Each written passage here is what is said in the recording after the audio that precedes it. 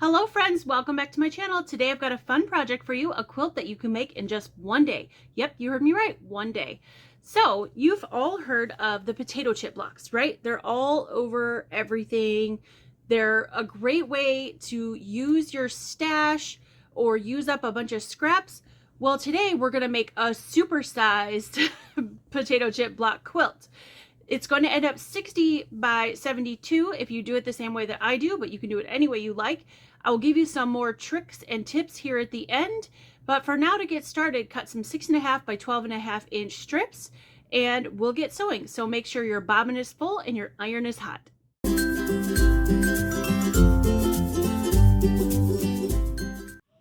So if you've never made a potato chip block before, it basically joins together like a log cabin if you've ever done that.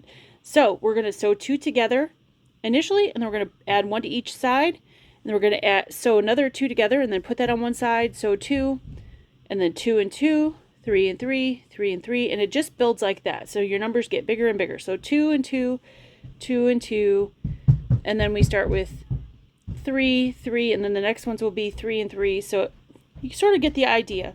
So I'm going to start with my two larger pieces here. And after I get a couple rounds going, I'm going to go ahead and speed up the video. And I'm going to time myself and see how long it takes me to make this quilt. Just going to show you guys the first couple steps.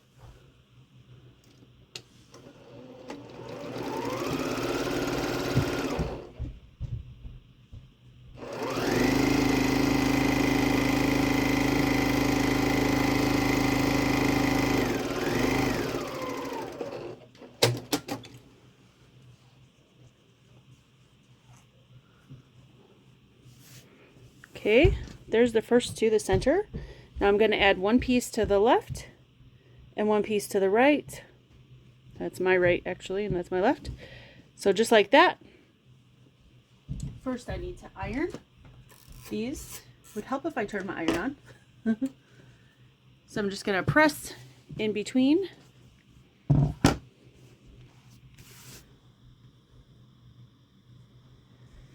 So after I put these two together, the next set that will go at the top and the bottom, you're going to sew those two together end to end like this first, and then add them to the top and bottom. But I don't want to get too far ahead of myself. So let me go ahead and press this.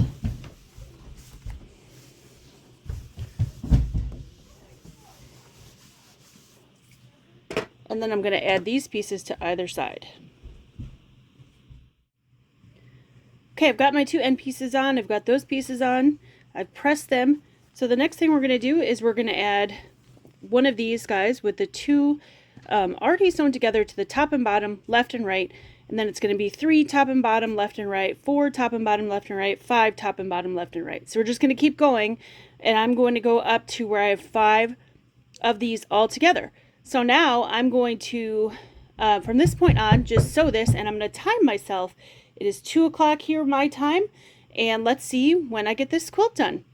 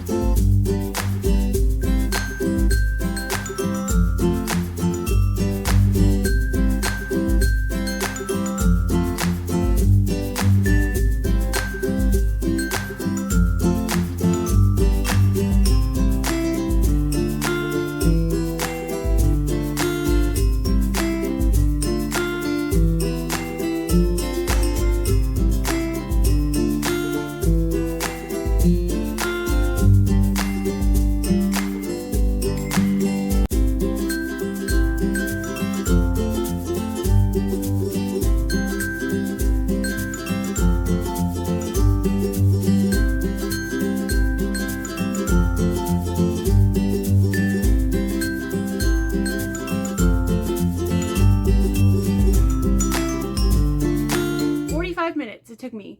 So how did I get it done that quick? Well, the part that I did not show you is that I did sketch it out ahead of time. If you can see this, 60 by 72. I planned how many pieces I needed, which the way I did it was 60 pieces.